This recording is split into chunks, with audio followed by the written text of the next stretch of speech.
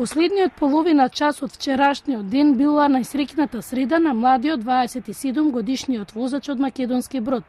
Тој преживеал тешка сообраќајна несреќа на автопатот Скопје-Велеска и Кадински мост. И денеска мирисот на излеан бензин од возилото и искршените делови од автомобилот беа сведоци на несреќата на автопатот.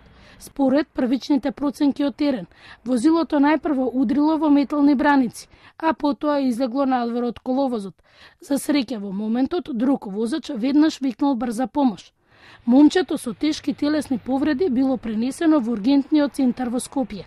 Од раскажувањата на очевидците, синоќа е дека автомобилот бил целосно уништен. Живо чудо било како момчето останало живо.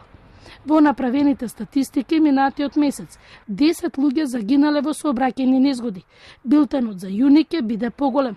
Докторите апелираат крајно внимателно возење, оти високите температури придонесуваат за помала концентрација во возењето.